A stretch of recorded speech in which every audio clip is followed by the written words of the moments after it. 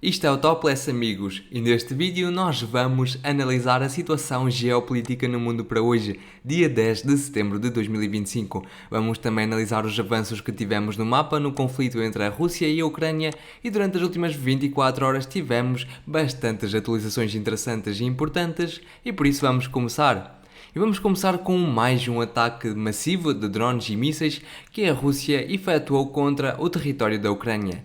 E pelas informações que nós possuímos, alguns drones lançados pela Rússia entraram no espaço aéreo polaco.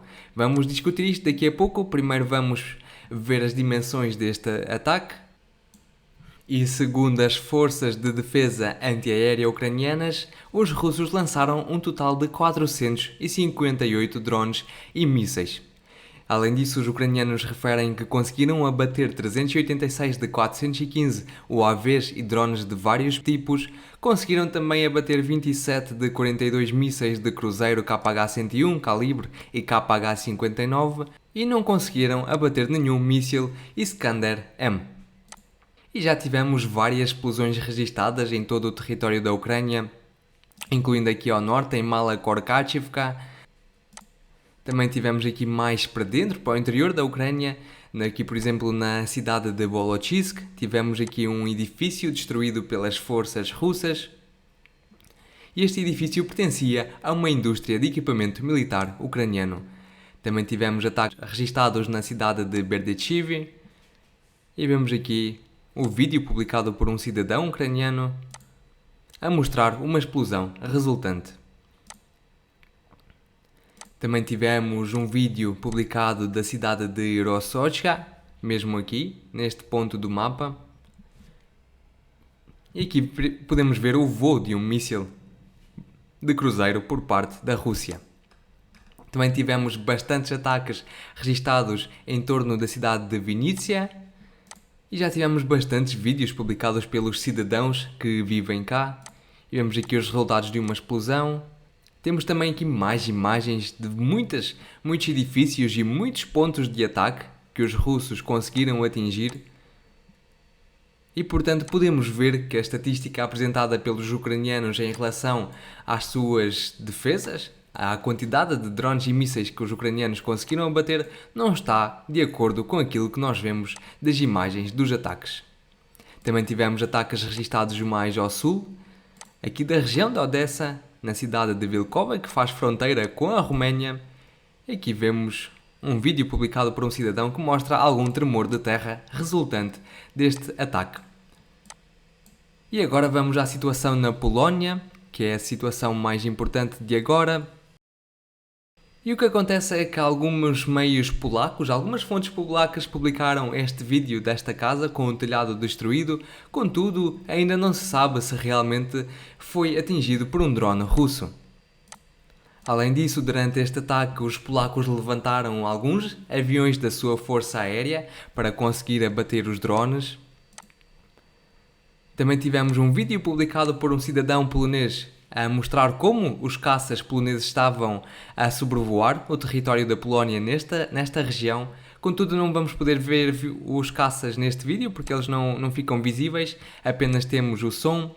E durante este ataque, os polacos foram obrigados a fechar alguns aeroportos no seu território. E até já tivemos algumas imagens de alguns destroços dos drones lançados supostamente pela Rússia e podemos ver aqui que são drones bastante pequenos, são bastante baratos de produzir e não se tratam de drones do tipo Shahed ou Geran, por exemplo. Estes drones custam muito pouco de dinheiro e são utilizados para confundir as defesas aéreas em ataques massivos de drones. Portanto, estes drones servem como uma espécie de proteção contra os drones reais e, portanto, as defesas aéreas com certeza vão gastar os seus mísseis e os seus recursos a tentar abater estes drones que, afinal, não transportam carga explosiva nenhuma.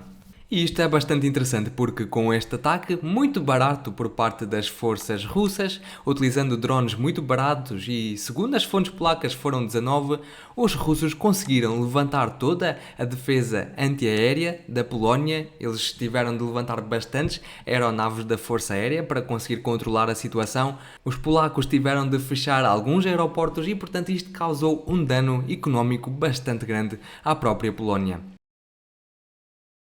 E a Rússia gastou para isso bastante pouco dinheiro. Contudo, já tivemos umas declarações por parte do primeiro-ministro polaco, Donald Tusk, a reafirmar que realmente houve esta violação do espaço aéreo polaco, mas ele não quis dizer quem foi o culpado disto e quem foi o organizador deste ataque. Porque nós sabemos que no início deste conflito tivemos alguns drones a atingir o território da Polónia, mas segundo uma investigação que decorreu aqui com os polacos, eles concluíram que de facto foi a Ucrânia que lançou estes drones para provocar que os polacos entrassem neste conflito direto com a Rússia, mas isso não aconteceu nesta altura. Portanto, alguns políticos aqui da Polónia decidiram esperar primeiro pelos resultados da investigação oficial. Além disso, já sabemos que a Polónia invocou o artigo 4º da NATO ou da OTAN, o que significa que apenas vai existir uma reunião entre todos os membros desta aliança militar. E como já sabemos, o próprio Donald Trump já reagiu a esta notícia e de facto vamos ter aqui uma reunião entre os membros da NATO, mas contudo o artigo 4º não significa que de facto se poderá tornar alguma decisão. É apenas uma conversa entre todos os membros para ver se de facto precisam de agir em algum momento. Além disso, nós sabemos que neste momento estão a decorrer aqui alguns exercícios militares em torno dos países bálticos e a Rússia, juntamente com o exército da Bielorrússia, vão acumular algumas tropas ao longo da fronteira com a Polónia e com os países bálticos. Portanto, temos aqui umas escalações bastante interessantes. De um lado temos a acumulação de tropas, tanto por parte dos países da NATO, como por parte dos países da Bielorrússia e da Rússia, e por outro tivemos aqui a violação do espaço aéreo polaco com drones.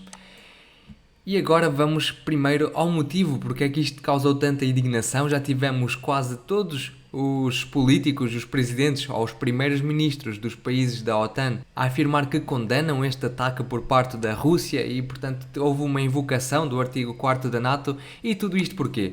Porque nós sabemos que nas últimas semanas e nos últimos tempos os países aqui da NATO e da OTAN estão com vontade de transferir o seu exército para o território da Ucrânia. E o que eles precisam de agora é mesmo um motivo forte para isso. Portanto, qualquer situação que aconteça que envolva a Rússia, eles de certeza que vão querer aproveitá-la para fazer a incursão das suas tropas no território da Ucrânia. Para, por exemplo, evitar ataques futuros por parte da Rússia, segundo serão as justificações deles. Vamos agora passar à situação no terreno e ver os avanços que tivemos no mapa nas últimas 24 horas. Vamos primeiro à região e à direção de Zaporizhia, onde os russos tiveram mais uns avanços em direção à aldeia de Stepnohirsk, com base num vídeo publicado pelos ucranianos a mostrar ataques efetuados às tropas russas nesta direção.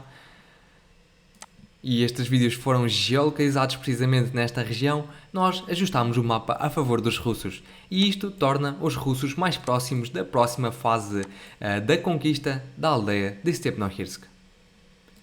Vamos avançar. Aqui do lado de Orih tivemos ataques registados por parte dos ucranianos contra as posições das forças russas. Mas também tivemos ataques por parte das forças russas contra aqui um conjunto de trincheiras ou de fortificações que os ucranianos utilizavam. Portanto, tivemos aqui umas explosões fortes e estas explosões foram causadas com bombas, por bombas voadoras e guiadas. Vamos continuar. De direção do leste da ofensiva russa de Zaporizhia não tivemos nada de especial nas últimas 24 horas. Apenas algumas fontes a referir que os russos já conquistaram totalmente a aldeia de Sosnivka. Contudo, não temos provas visuais disso e por isso vamos aguardar antes de ajustarmos o mapa. Vamos avançar. Vamos agora à direção da cidade de Pokrovsk E daqui também não tivemos nada de especial, nenhum avanço confirmado nas últimas 24 horas. Contudo, ao flanco mais a norte de Pokrovsk, que os russos conseguiram desenvolver nas últimas semanas, tivemos um ajuste no mapa a favor das forças russas, mais uma vez com base num vídeo publicado pelas forças ucranianas a mostrar ataques precisos às forças russas. Portanto, estes vídeos foram geolocalizados no mapa e este conjunto de casas e, portanto, nós ajustámos o mapa com base neste vídeo. Portanto, este vídeo só confirma que, de facto, as forças ucranianas não conquistaram totalmente a aldeia de Novochakhovka, como algumas fontes pró-ucranianas tinham referido há alguns dias atrás. Mas voltando às fontes pró-ucranianas, elas referem que os ucranianos continuam com ataques fortes aqui mais pelo leste, pela aldeia de Volodymyrovka, e também continuam a pressionar os russos em direção aqui a estas aldeias que se encontram aqui e precisamente na aldeia de Zatishok. E segundo as fontes russas, os russos já conseguiram estabilizar a situação, mas ela está complicada. Portanto, os russos não sabem se vão conseguir aguentar durante muito tempo, mas os russos sabem que os ucranianos estão a lançar nesta direção bastantes forças e bastantes tropas, e como os russos estão a defender este território à força toda, estão a infligir perdas bastante grandes aos ucranianos. Mas é uma situação perigosa para as forças russas, pode acontecer um possível encerco deste flanco a norte que se encontra aqui, mas vamos ver nos próximos dias como a situação se desenvolve e, portanto, estejam atentos aos próximos vídeos. Mas para já não tivemos nenhuma movimentação do mapa nestas duas direções de ataque por parte dos ucranianos.